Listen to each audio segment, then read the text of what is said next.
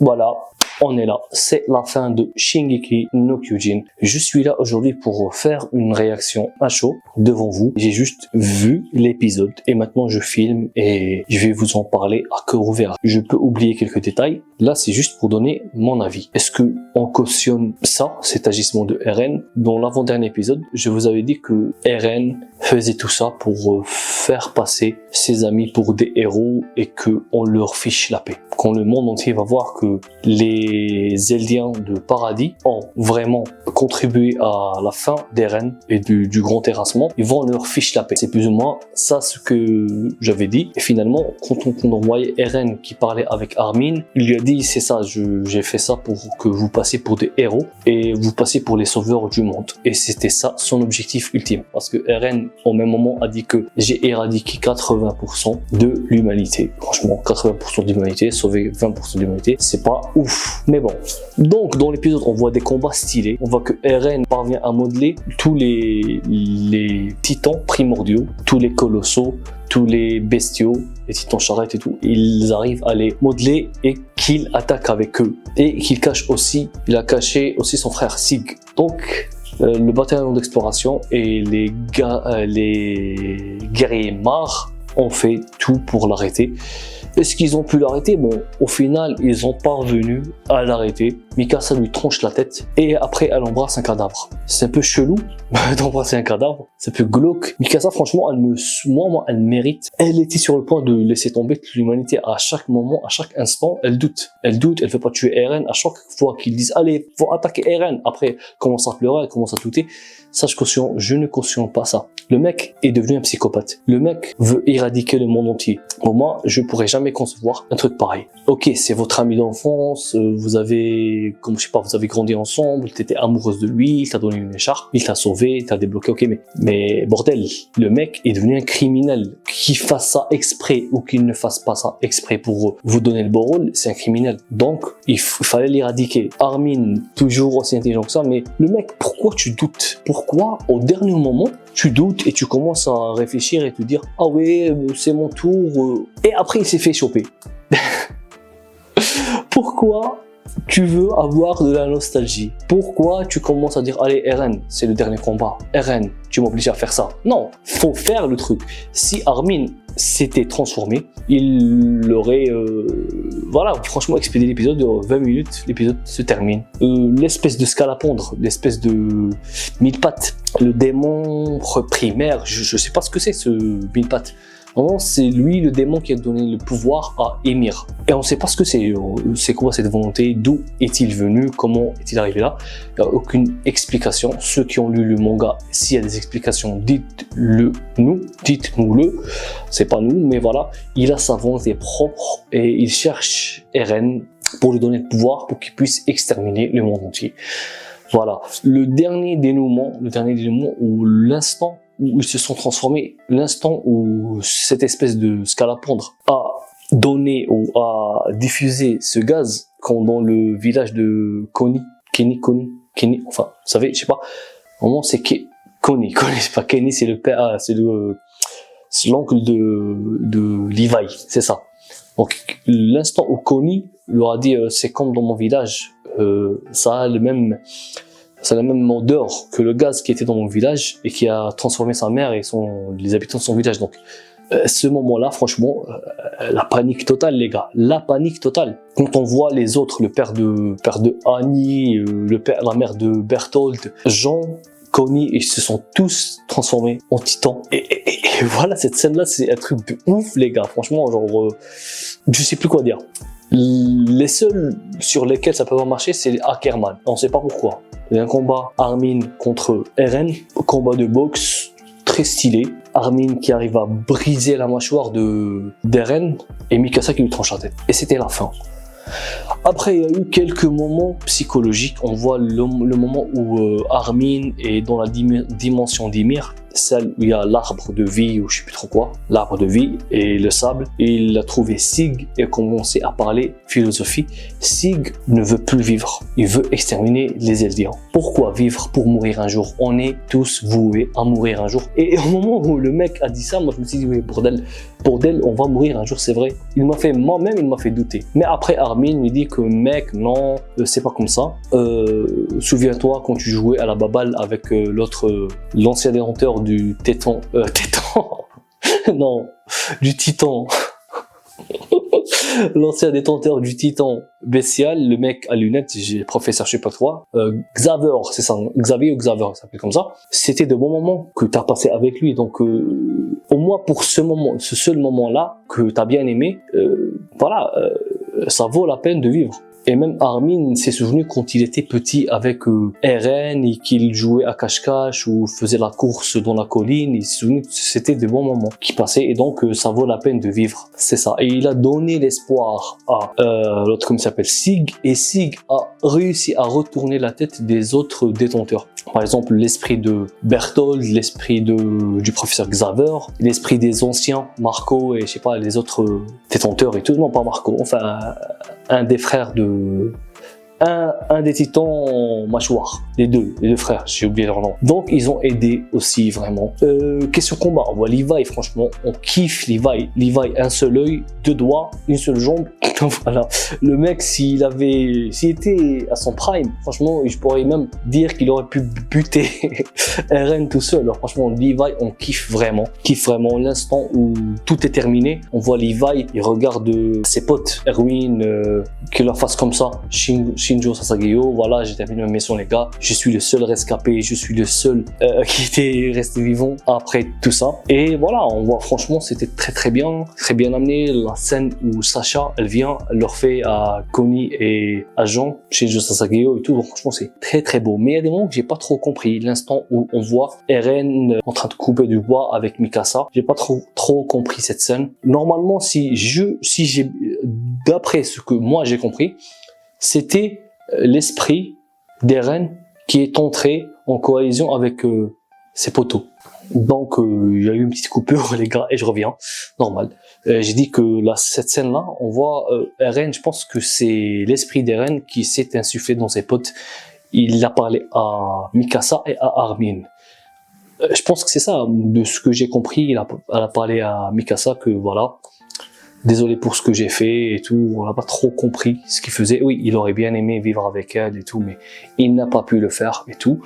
Donc, et il a dit à Armin aussi que Ymir avait choisi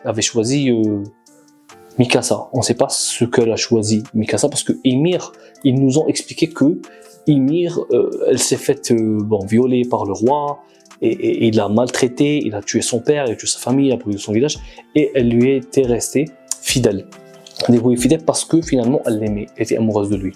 Donc les meufs dans cet animé, dans ce manga là, elles aiment leurs détracteurs, je sais pas, elles sont un peu timbrées, c'est ça. Aussi il y a la scène de là où le premier round, la fin du premier round où Eren a pu neutraliser Pieck, a pu neutraliser les autres, a pu battre Reiner et le cuirassé et tout.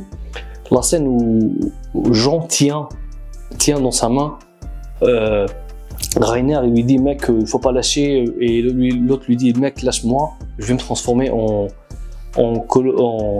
titan et je vais essayer de m'en sortir. Là c'était vraiment end pour eux et on voit la scène où Marco qui vient, franchement Marco, le titan de Marco, et pour moi ça n'engage que moi. C'est le titan le plus beau. Le titan le plus beau, celui que j'aime, c'est le titan de Marco. Parce qu'il est trop beau. Voilà. Et le poster de Sabo est tombé. Le poster de Sabo est tombé, franchement. Donc il n'est pas d'accord avec moi, mais on s'en fout. Donc c'est ça, franchement, moi j'ai adoré l'épisode. Il n'y a pas tout que j'ai pas tout compris dans l'épisode. On voit le désespoir dans le visage des personnages. On voit une fin, une bonne fin, une fin heureuse, si on peut appeler ça une fin heureuse. Moi, j'appellerais pas ça trop une fin heureuse. l'humanité 80% éradiquée. On voit à la fin Historia qui est un enfant, voilà l'avenir du monde. On voit aussi les autres, les pro-Jaeger qui ont fait une armée et qui ont accueilli les autres, mais on ne les a pas vraiment vus les accueillir. C'est ça, donc voilà. Est-ce que vous êtes satisfait de cette fin? Moi, je suis pas vraiment satisfait de la fin du manga et de la fin de l'anime surtout. Je sais pas quoi en dire. J'ai bien aimé les chorégraphies de Levi quand il se bat. C'était très beau. Il y a quelques scènes qui m'ont fait pleurer. Par exemple, quand on voit par exemple Reiner qui se battait contre l'espèce de scolopendre, je sais pas comment on dit, l'espèce de mille pattes, le démon mille pattes, et qui voyait que sa mère était transformée, ses amis ont été transformés. Il n'a pas voulu lâcher, il a continué à se battre. Ça, c'était une scène magnifique. On voit Mikasa qui dit non, qu'est-ce qui se passe, et qui fonce vers Eren. Levi qui ouvre une brèche. Franchement, Levi, il esquive tout, il se bat contre tout. Il est franchement trop balèze. Aussi, on voit Marco. Marco, franchement, il les a sauvés. S'il n'y avait pas eu Marco, ça aurait été finito. Ça aurait été fini. C'est ça. Et la scène un peu bizarre avec Armin et Eren qui est en train de se parler et de parler un peu philosophie, pourquoi Eren avait fait ça. Apparemment, Eren peut voir le futur ou le passé. Il peut voir ce qui va se passer dans le futur. Et il ne peut rien y changer. Donc, il a fait ce qui devait se passer. Il savait que 20% de l'humanité allait survivre. Il savait que 80% de l'humanité allait mourir. Il savait que sa mère allait mourir. À un moment donné, il a ordonné au titan de la mère de Sig, le titan souriant, parce que ils nous ont montré que le titan souriant passait devant Bertholdt après qu'il ait détruit le mur la première fois.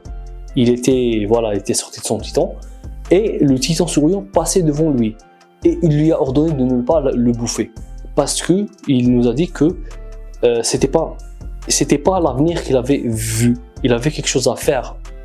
Bertholdt. Donc, il lui a ordonné et il l'a redirigé vers sa propre maison. Donc, c'est ça. Donc, même vers la fin, quand il parlait avec Armin, il lui disait que mec, je sais plus c'est quoi le futur, c'est quoi le passé, c'est quoi le présent.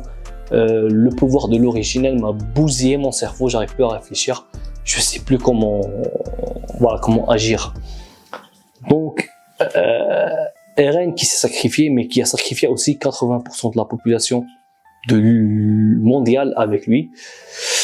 Je sais pas quoi en penser, moi. Franchement, moi, Eren, je cautionne pas. Et j'aimais bien le personnage. Je trouvais qu'au début, Eren était une petite chialeuse. Il était une pleureuse. Il pleurnichard, il pleurait beaucoup.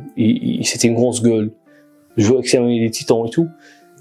Mais au final, il est devenu un Dark Sasuke qui veut tout détruire dans son passage. Et au final, ça n'a aucun sens. À mes yeux, moi, je cautionne pas ce qu'a fait Eren. À cause de lui, Sasha est morte.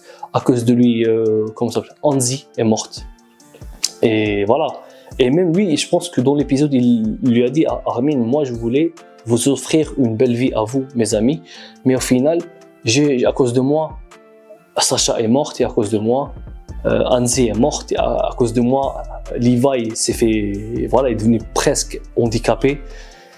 Et voilà, franchement, il voulait juste arranger la vie de ses amis, mais c'était pas la bonne solution à mes yeux. Mais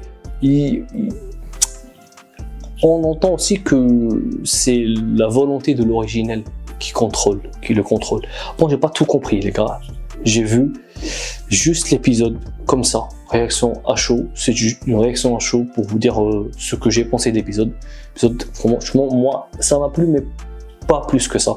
Il y a des moments épiques, il y a des moments stylés, il y a des moments philosophiques et très beaux. On voit aussi, comment elle s'appelle, Annie qui se bat, qui a sauvé Mikasa. C'était très beau à voir. Les transformations en titan, les combats très bien foutus. Franchement, pour un dernier épisode, c'est beau. C'est très bien fait. Mais moi, franchement, je reste sur ma faim, je sais pas. Le début de SNK, c'était magnifique. Le mystère des titans, les combats, les expéditions et tout, voilà. C'était fantastique, le mystère et tout, voilà. Mais là, après qu'on ait tout compris et cette fin-là, moi, je reste rassasié. Peut-être que je ne sais pas comprendre une œuvre, peut-être que je ne sais pas apprécier l'œuvre. Dites-moi vous ce que vous en pensez. C'est juste les gars ma réaction à chaud. Peut-être que je ferai une autre vidéo sur la fin de S5K, bien analysée. Je vais revoir l'épisode, relire le manga, faire de recherches, je vais avoir d'autres avis.